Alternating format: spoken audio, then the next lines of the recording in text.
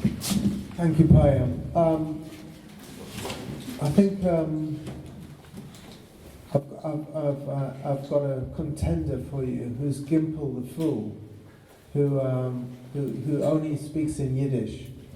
And I think when Isaac Bashevis Singer won the Nobel Award for Literature, he mentioned that Yiddish was the only language that never had a military might behind it. And I won't get into Gimple the Fool jokes, but thank you all for your amazing participation, and I think we should open it back up to the audience. And just to get back to kind of the organisation and what people have identified as the kind of boring side of it, which is what we've been dealing with for 2 months. I think it's very important the suggestions that have come up here, you know, following the ACT UP thing. Should we meet every week on a Monday night? These are options. And I think if I can just urge you all to do one thing, instead of writing your names down on a piece of paper, if you go onto a website called handsoffyourrevolution.com, there's an option just to log on and put your name and address in there, and also to give suggestions, and that goes straight into a database, and we'll be able to process that and get back to you right away. But I think most important is just to open this back up to the floor. So anyone who has a request or a question, come up. Great. All right, I'm Abhishek. I work at Savvy, and I'd just like to say something to you guys. Somehow, since last couple of years, for me, aesthetic-based art practices have sort of lost their relevance. And I'm glad that we all have gathered here to lay the groundwork for an artivist movement. One suggestion as a concerned citizen, I propose that we try to contextualize the global problems locally. We should actively call out the silent racism that is ever so present in everyday life, not just in our personal lives, but also the ones which plague our institutions and even our history books. And also, we have to actively build ways to scale up our ideologies and practices into what we call the third world countries. While our attention is focused on Trump and May, newer fascists like Modi in India are silently building walls in their own countries, deepening the divide that the colonial empires left. I feel the populism and its manifestations are a global problem, and we need a global network of resistance. Let tonight's event be one of the patchwork in this global tapestry of resistance. Thank you.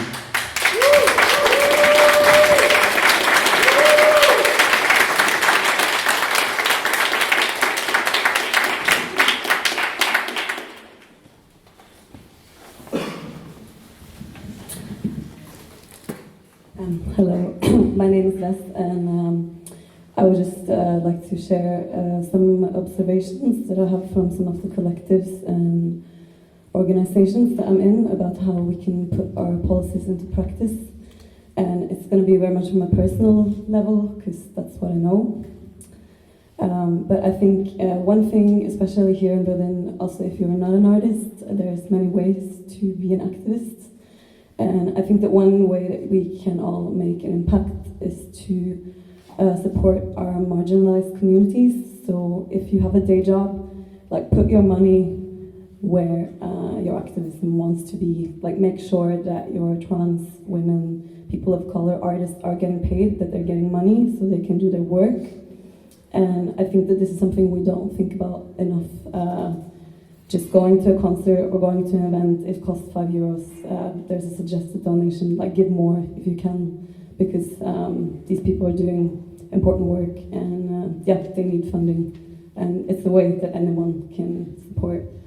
Then I'd like to maybe comment on what we were talking about before about collaboration. And I went to a lot of conferences in Brussels last year, and I've lived in a few countries, and I go to a lot of panel talks, and one observation that I've made, particularly in leftist spaces, is that quite often we end up wasting, everyone has limited resources, and quite a lot of the time we end up wasting a lot of resources and time and energy on arguing with each other about the details. And I think one thing that we can also recognize when we're fighting these kind of omnipresent structures that are so massive is that there's not necessarily one right way to fight it, and I think we all need to decentralize ourselves and recognize that there can be multiple roads that will all lead us there together. And I think it's really important to not be so not be so set in our ways all the time, and maybe realize that if you don't have access to a space, or if you don't necessarily agree with how this person is doing it, this thing, maybe they're still doing something that is leading away, even though you don't agree with it. Finally, last, I wanted to talk a bit about anger, or I think, humor is very nice. All of this is very nice, but I also want to recognize anger and hurt as valid feelings. All feelings are valid feelings, and I know, personally for myself and a lot of people that I know, after the Pulse Club shooting last year, I felt really angry. The Trump election makes me really angry. A lot of the stuff that is happening now makes me really angry. What is happening in Turkey, where someone that I love lives, is making me really angry. And I think that that is also what we do as artists, is we use our trauma to tell our stories in a way, or we're channeling our trauma and working through it with our art and telling these stories. And I would just like to say that I think anger is a really important emotion. It's not negative to be angry. It's just about how you channel that rage. So I would like to encourage everyone to channel your rage. Yeah.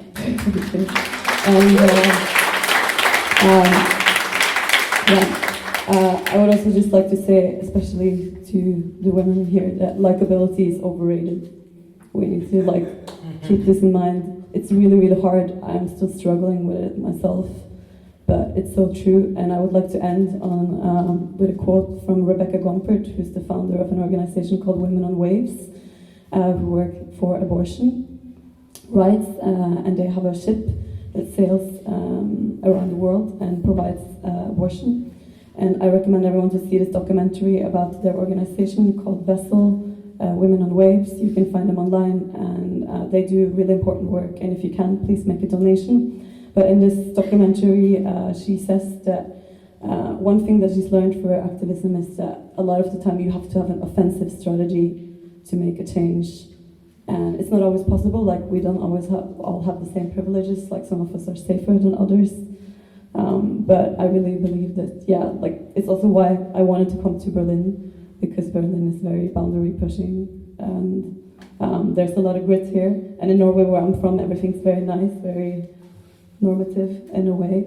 But I think, let's not underestimate channeling our rage and also using offensive strategies to get there. Multiple ways, but this is one way. Thank you.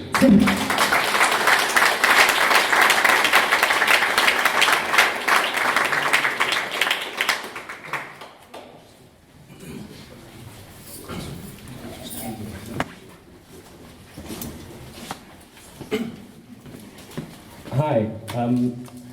I would like to offer a defense of the importance of words, not as separate to action. I think that words are incredibly important.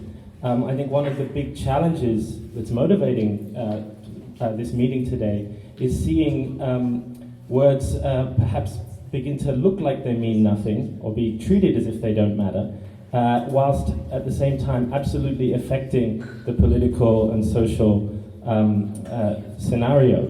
The demise of diplomacy, the idea that nothing can be said, discreetly, the idea that conversations shouldn't happen privately too, as Paya mentioned, the idea that everything needs to be on the table actually devalues words, devalues actually the idea of diplomacy, of getting along together, finding a way to speak to one another such that it isn't a zero-sum game. And I think that is action, and I think that is civility.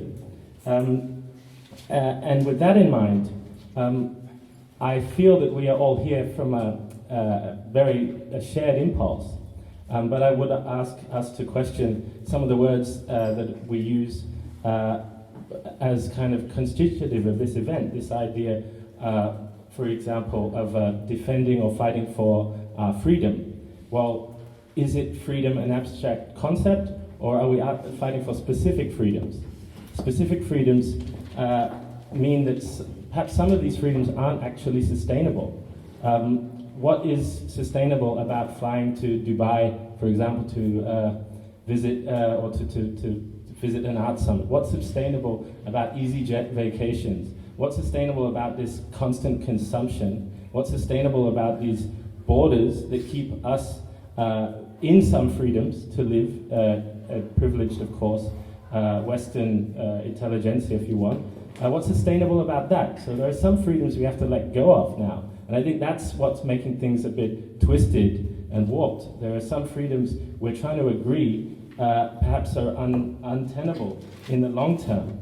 And it seems to me somehow that the fight is often between those who would hold on to every freedom at the cost of, conflict or worse, or oppressing others, every freedom they can get their hands on, and we who actually take part in that, how could we freely let go of some of our freedoms? And I think that is a huge challenge. That's a challenge for representing letting go of these things, not as necessarily loss, but as perhaps something, again, these words, something that it might be a pleasure to do. That's a challenge for artists. How can we renovate or define pleasure in line with this? But while we do so, how do we let go of our inner tyrant and not call each other out and not look for enemies within, which I see happening? And how can we, while doing so, maintain a place for what I really loved Laurie Anderson called yesterday, illuminated doubt? So that's my contribution. Thank you.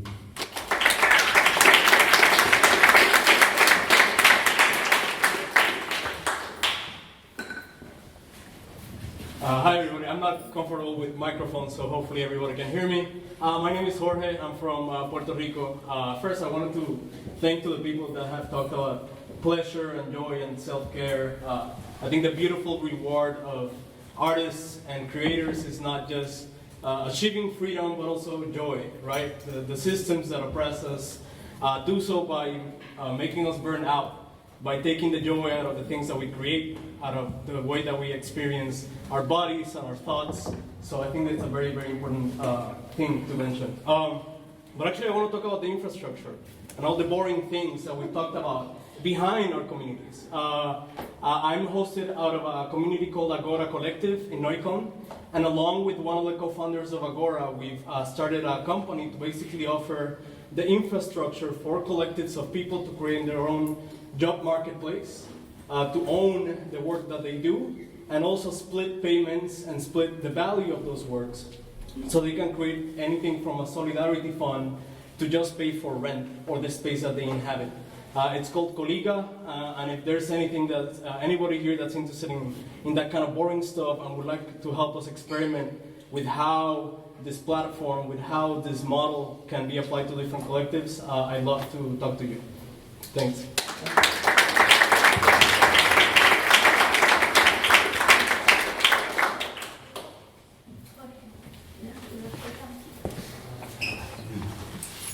Okay, hi.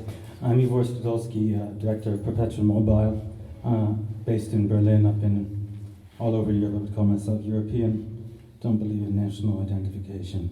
So I wanted to ask actually why we're here today, really, because I didn't really know why I was coming here. I don't know whose revolution we're talking about, but I know that we're talking about fascism, right?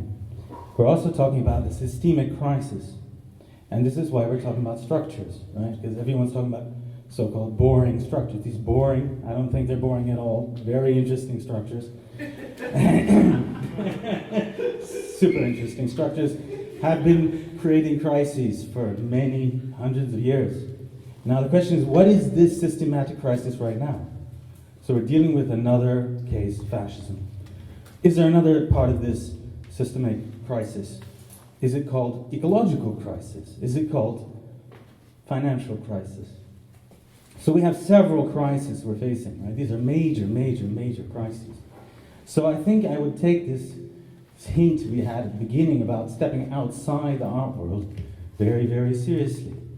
So then I'm just to kind of, I'm not going to give a long, big speech, I haven't prepared anything, but I think what we have to do is learn from history.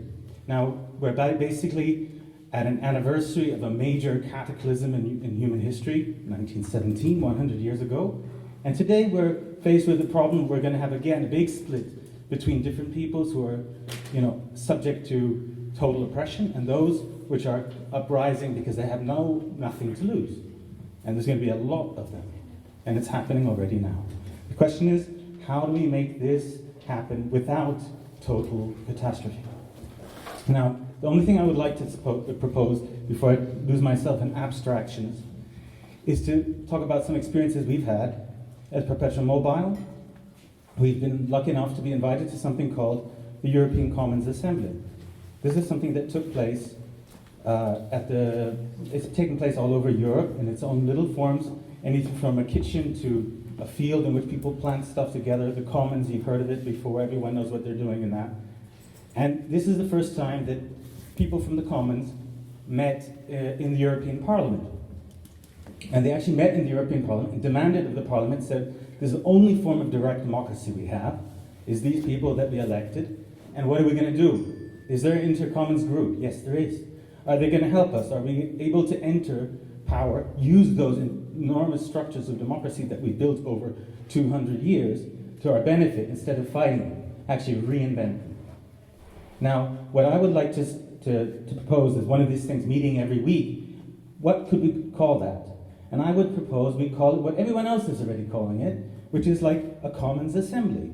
There's a group here that's doing this with trans women. There's a group here that's doing that with, planting seeds. There's a group here that's doing that with building stuff together and growing flowers. So many different ideas, so many different ideologies, but they have something in common, and that's the commons. So I would propose we talk about something called the Assembly of the Commons, following in the footsteps of Lyon, following in the footsteps of Brussels, of many other places, and meet under that title and start saying, hey, there's a bigger movement happening all over Europe. We don't have to reinvent it as curators, artists, critics. We can be part of something that's outside the art world. Thanks.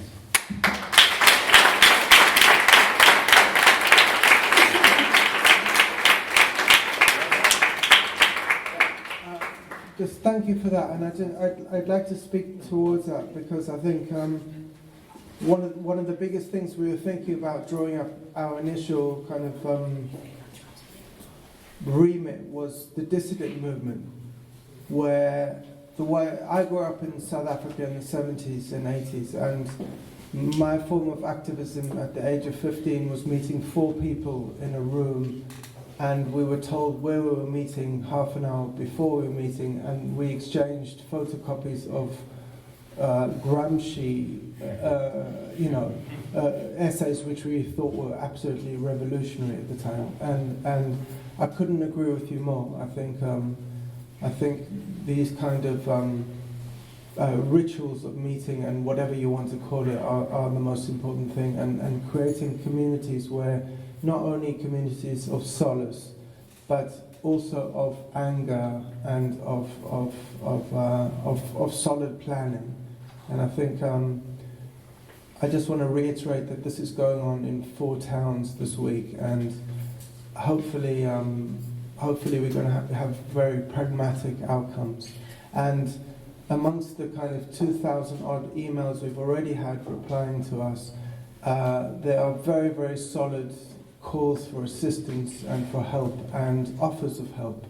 And I hope I'm not stepping out of my jurisdiction mentioning a few, but for instance, the Iranian pavilion at Venice Biennale has been cancelled because it was backed by American money, and so that, they have approached us for assistance or for rehousing, or there's a teacher in rural Alabama who's got half her students are feeling absolutely mortified and persecuted, and the other half of the students are feeling empowered enough to persecute the other half. And she's in desperate need of a toolkit. Hang on One, we had a lovely conversation recently, and that's in urgent need of assistance. So I think there's many projects that are coming, and I think there's very practical outcomes that we can achieve, beyond just words. And I think the idea of meeting up often and discussing these things, and I think most important to us, because there's kind of 6 or 7 or 8 people in 5 different cities that are talking every Sunday. We spend 4 hours talking on a conference call. I think what we seem to have struck a nerve in a few senses. One is there's not many organizations that are transatlantic, and I think the point is we're not only transatlantic, but we're speaking to people in Lagos, in South Africa, in Latin America, in South America, in Mexico. I think people have been facing this right-wing populist language and their revolution for many more years than we've suddenly awakened to, and I think it's really important to recognize that and not include them in a patronizing way, but that the conversation is absolutely inclusive in that way. So thank you for your comments.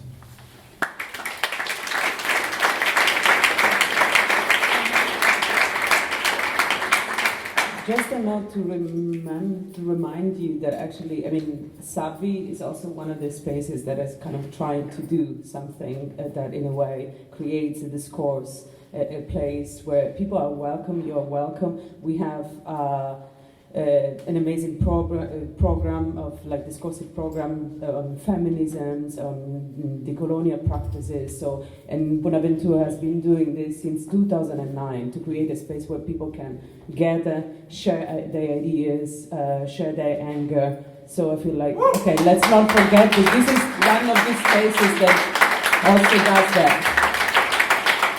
So, and you're welcome, and if you want to organize a weekly meeting, you're definitely more than welcome to email us, and we can definitely organize something. We are here, and for you. For us. A quick, just in terms of the boring stuff, not boring stuff, exciting, whatever, infrastructure things, something that matters, I think, is that if we find a cause that is close to us, whatever it is that gets you riled up, it's going to be very different for everybody. For example, I am very concerned right now with the ICE raids to Mexican undocumented workers in New York. So that's my gig. Yeah? But I think we all need to find whatever it is that we are really ready to go to battle for, so that we can get out of conversation space. Quick note. That was that. I just think it's been a wonderful evening, and I think it's time to transit to the next phase of the evening. And without this phase of the drinking and the eating, there can be no revolution. Forget it. So I would like to invite you to channel your love and your hate and your aggression and your whatever to the Savvy Bar. Get a drink, get a plate, and spend some time, and we'll have some music, so enjoy yourself. Thank you all for coming and for having a wonderful evening with us. And it continues, okay? It continues.